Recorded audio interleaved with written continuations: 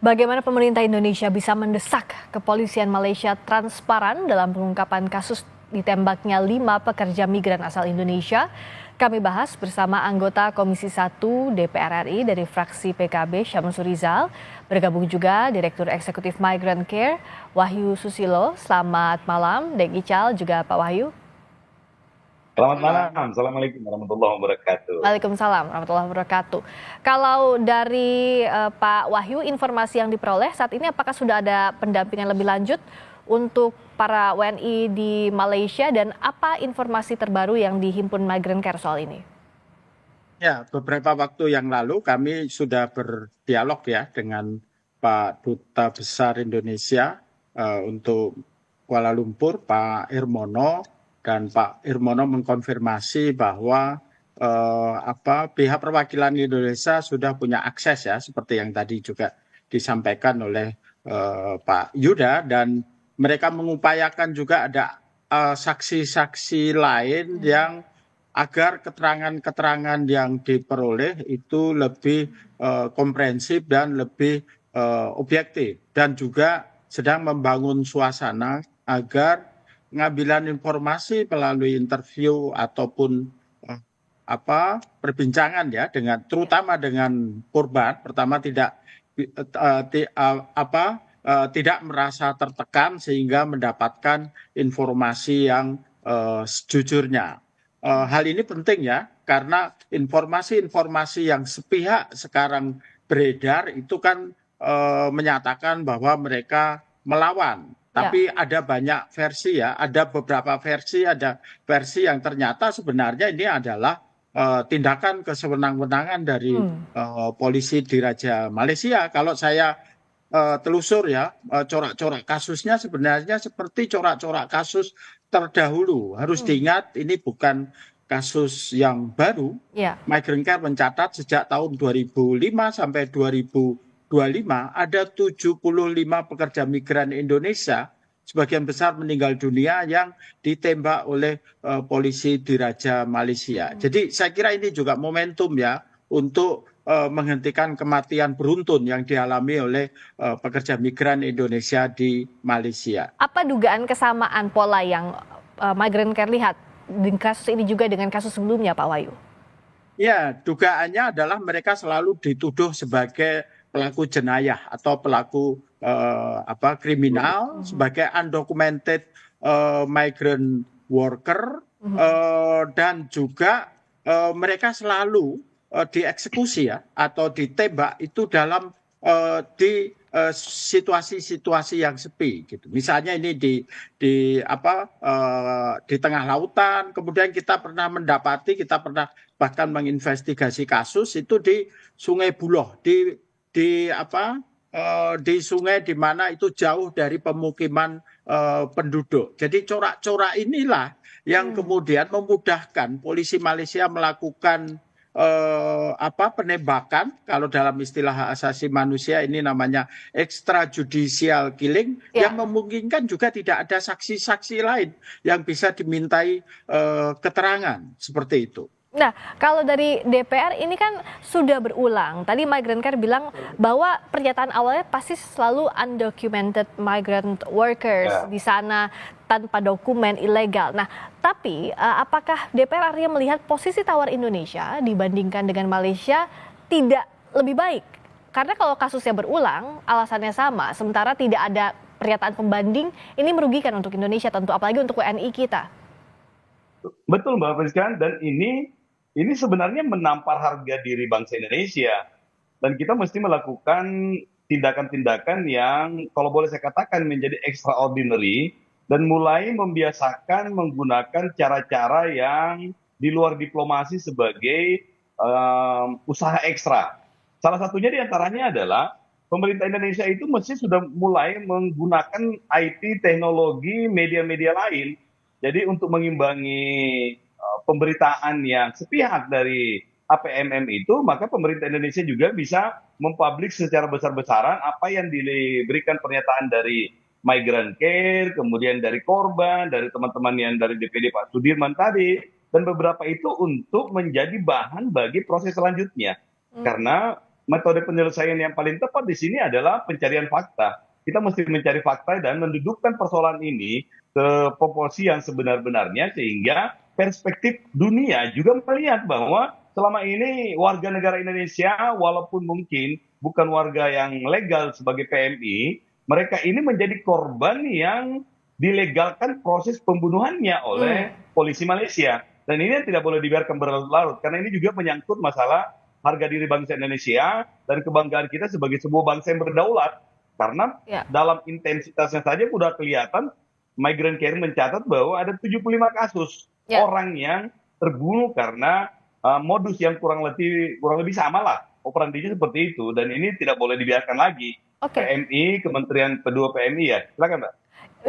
Saya ke Pak Wahyu dulu untuk mendalami soal yang tadi Pak Daeng Ical katakan. Jadi Pak Wahyu begini, kalau kita dari hasil yang saat ini berlangsung, proses nota diplomatik sudah dikirimkan tapi tidak ada balasan yang proper. Apakah secara hubungan diplomatik kita tidak punya kekuatan dalam kasus ini? Dan apa yang harusnya dilakukan semestinya? Harus diakui selama ini diplomasi kita dengan Malaysia itu dalam harmonisme ya, namanya diplomasi serumpun. Kita tidak pernah tegak kepala dalam menangani persoalan-persoalan pekerja migran. Terbukti bahwa kalau dari 75 kasus penembakan itu hampir semuanya tidak tuntas seperti itu. Nah, ini yang saya kira harus dirubah format diplomasi kita. Saya kira satu pilihan yang mungkin bisa menjadi opsi ya, dan ini pernah dilakukan misalnya kita melakukan moratorium penempatan pekerja migran, tetapi harus terukur. Moratorium harus terukur dengan pengawasan, karena kalau nggak ada pengawasan nanti jalur-jalur tikus itu akan makin banyak. Ini pernah ada bukti di dalam kasus bagaimana kita menekan adanya MOU penempatan pekerja migran di tahun 2011 kalau nggak salah waktu itu, dan 2022 kemarin itu juga pakai momentum moratorium, dan itu mampu menuntut Malaysia untuk kembali ke meja perundingan untuk memperbaiki MOU itu sendiri. Tapi ini tentu harus menjadi opsi yang komprehensif. Tidak boleh hanya sekedar moratorium seperti yang terjadi di Saudi Arabia, moratorium tetapi tidak ada upaya benah diri, tidak ada pengawasan. Yang terjadi adalah bocor, penempatan ke Saudi tetap malah melalui mekanisme yang terpapar human trafficking. Seperti itu. Masalah tenaga kerja ini kan dari pemerintahan ke pemerintahan selalu jadi masalah. Untuk ke Malaysia salah satunya. Nah, agar tidak moratorium jadi shortcutnya saja, tapi secara political will, Pak Daeng Ical, apa yang bisa dibenahi? Jangan sampai kayak alasannya adalah pahlawan devisa, tapi tidak didukung dengan aturan yang mumpuni, tidak didukung dengan perlindungan untuk para tenaga kerja. Padahal baru saja Presiden pulang dari Malaysia menekankan bahwa ada pembenahan soal tenaga kerja, kerjasama di bidang tenaga kerja. Nah, apa dalam bentuk realnya? Betul. Jadi apa yang disepakati oleh Presiden Prabowo dengan Perdana Menteri Malaysia itu sebenarnya adalah angin segar. Karena terbuka peluang untuk merenegosiasi hampir semua MOU yang pernah terjadi dengan semangat menjadi tetangga yang baik dan produktif. Tetapi faktanya adalah kebijakan yang dikeluarkan atau yang ditandatangani MOU dengan Perdana Menteri itu belum sampai ke APMM, belum sampai ke Polisi Perairan Malaysia. Nah, oleh karena itu, nota diplomatik yang dikirimkan itu mesti ditindaklanjuti. Diiringi dengan proses diplomasi yang terukur seperti yang dikatakan oleh Pak Wahyu itu, yang terukur bukan hanya dalam konteks moratorium. Kalau bagi saya secara pribadi itu adalah bagaimana merumuskan ulang pola kerjasama kita PMI dan pihak Malaysia itu, dan memberikan resolusi-resolusi atau target-target tertentu termasuk negosiasi terhadap pekerja migran seperti apa yang dibutuhkan oleh Malaysia dan disiapkan oleh pemerintah, sehingga sifatnya menjadi lebih panjang dan lebih permanen. Karena dengan konsep seperti ini, biasanya itu adalah pekerja migran yang tidak memiliki keterampilan khusus.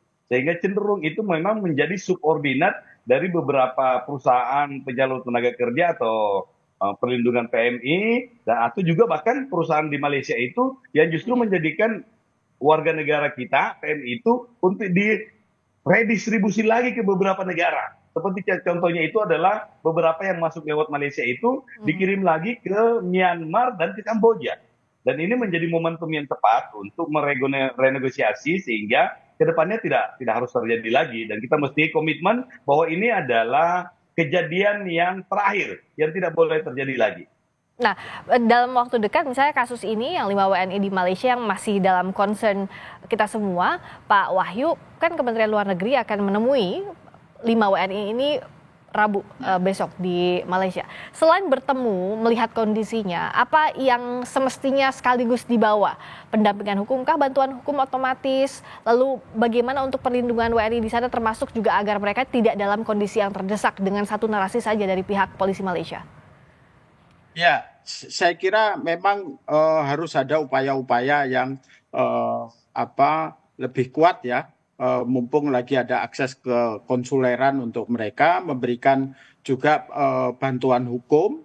Nah, itu langkah-langkah darurat yang harus dilakukan. Tapi langkah-langkah ini tentu tidak hanya dilakukan oleh perwakilan kita di Malaysia, harus juga dilakukan oleh pihak Jakarta, dalam hal ini Kementerian Luar Negeri. Saya kira sebenarnya patut disayangkan ya, kemarin waktu Pak Presiden Prabowo menerima penghargaan dari pemerintah Malaysia, tidak menyinggung persoalan ini. Ini kan ironi gitu ya. Di satu sisi Presiden Indonesia mendapatkan penghargaan, tapi di sisi lain rakyat jelata dianiaya oleh polisi Malaysia. Ini kontradiksi sekali menurut saya. Nah, bagaimana agar ironi ini, Pak Daeng Ical, agar tidak ada ironi yang terjadi? Artinya bahwa perlindungan terhadap warga negara Indonesia bisa diselesaikan dari mulai kasus ini saja. Apa yang sebenarnya harus pemerintah dampingi betul-betul sehingga sampai nanti bisa kembali ke Indonesia, kasus ini selesai, tidak dibiarkan mengambang selesai begitu saja. Dan ini adalah bukti bahwa excessive use of force itu sudah terjadi dan dipraktekkan oleh polisi Malaysia. Dan ini konsekuensinya itu sifatnya internasional, karena ini sudah melanggar HAM, dan ini momentum ini bisa digunakan oleh Kementerian Luar Negeri atau perlindungan PMI ini untuk merumuskan langkah selanjutnya. Yang paling pertama adalah tentu mengeluarkan nota diplomatik itu, kemudian meminta pengadilan internasional ini untuk membentuk tim pencari fakta, dan selanjutnya kembali melakukan peradilan internasional kalau perlu. Karena ini bukan hal yang pertama kali dan bukan hal yang tidak terukur. Jadi kalau narasi yang dikembangkan oleh Malaysia itu adalah karena perlawanan atau karena melanggar sesuatu, tetapi faktanya adalah mereka adalah warga negara sipil yang tidak punya potensi untuk memberikan perlawanan militer atau senjata. Mereka itu naik kapal boot itu yang ditembakin dan mereka tidak memiliki senjata api dan tidak sepadan. Sehingga itu jelas adalah tindakan yang berlebihan. Dan ini adalah kewenangan pengadilan internasional untuk memutuskan bahwa ini adalah pelanggaran HAM. Atau mungkin juga bahkan bisa menjadi kategori ya brutality police, sehingga nantinya hukumannya adalah hukuman yang ditentukan oleh Mahkamah Internasional, dan itu akan memberikan posisi bargaining yang cukup kuat untuk menjadi entry point bagi proses renegosiasi hubungan kelembagaan antar negara dan hubungan-hubungan yang lain. Ini penting karena Malaysia ini sudah berkali-kali, tanda kutip, berkali-kali mendowngrade posisi Indonesia. Mulai dari klaim budaya, kayu kultur, belum lagi sepadan lain digital, kemudian ada blok ambalan, dan beberapa pola hubungan ini yang seakan-akan Indonesia itu menjadi subordinat dari Malaysia. Itu kita tidak inginkan tercipta seperti itu, karena kita lagi membangun citra sebagai negara yang kuat. Dan ini momentum untuk menunjukkan. Betul. Ya, Daeng Ical, apakah sejauh ini karena kasusnya berulang, tidak pernah ada tindak lanjut secara hukum dari excessive use of force terhadap WNI yang dibawa ke Mahkamah Internasional? Belum pernah. Dan ini jadi momentum tepat karena dengan angka 75 itu seperti genocide lah. yang secara yang berurutan. Sehingga ini penting bagi Indonesia untuk merumuskan ulang bagaimana pola kebijakan penanganan PMI itu tadi. Sehingga ini sekali lagi itu menjadi momentum yang sangat strategis untuk menegaskan bahwa Presiden Prabowo dan seluruh rakyat Indonesia itu adalah negara berdaulat dan kuat. Ya, karena itu jurisprudensinya tidak ada, kasus ini bisa berulang. Nah, kalau dari Migrant Care, apa yang harusnya dilakukan beriringan? Satu kan secara penegakan hukum, tadi sudah disinggung juga oleh Deng Ical, ini harus tuntas. Tetapi di sisi lain, agar PJTKI ilegal ini juga tidak berkembang, tidak menjamur, sehingga kasus-kasus ini berpotensi terulang kembali. Pak Wahyu. Pertama memang ada dua hal ya, karena ini erat kaitannya dengan problem undocumented migrant worker. Di dalam negeri kita harus benah diri, mengapa banyak orang memilih jalur-jalur pintas seperti itu, karena melalui jalur-jalur yang resmi itu pertama berbiaya tinggi, dengan birokrasinya juga sangat berbelit. Kita tahu mereka lewat perbatasan, kita tahu juga integritas petugas perbatasan kita juga layak dipertanyakan, karena kadang-kadang mereka malah punya keterlibatan untuk membuat jalur-jalur tikus itu sendiri. Secara eksternal, Malaysia punya standar ganda untuk soal migrant worker. Ekonomi mereka ditopang oleh perkebunan, pekerja terbanyaknya adalah pekerja yang undocumented. Mengapa undocumented? Karena mereka butuh pekerja dalam jumlah yang banyak. Jumlah yang banyak tidak bisa dipercepat dengan mendatangkan pekerja yang berdokumen. Nah, yang kedua, mereka nggak usah bayar levy karena undokumen nggak bayar levy dan bisa dibayar murah. Nah, standar ganda yang lain adalah ketika mereka bisa melakukan kriminalisasi terhadap pekerja migran kita, seperti yang dilakukan oleh polisi di Raja Malaysia, mereka sampai sekarang sama sekali tidak melakukan tindakan hukum terhadap pengguna jasa, terhadap perusahaan-perusahaan, terhadap majikan-majikan yang mempekerjakan pekerja migran kita secara undocumented. Jadi ini standar ganda yang juga harus dipertanyakan oleh pemerintah Indonesia dalam konteks ini. Dan sekarang ini kita punya momentum karena tahun 2025 Malaysia adalah tuan rumah ASEAN, dan di dalam momentum ASEAN inilah kita bisa mempertanyakan kerjasama regional dalam perlindungan pekerja. Ini yang harus diperjuangkan oleh pemerintah Indonesia, karena harga diri juga dan sekaligus juga perlindungan terhadap nyawa para warga negara Indonesia kita yang menjadi tenaga kerja, salah satunya di Malaysia. Terima kasih atas waktunya Pak Syamsur Rizal Deng Ical, anggota Komisi 1 DPR fraksi PKB. Terima kasih juga Pak Wahyu Susilo, Direktur Eksekutif Migrant Care. Selamat malam.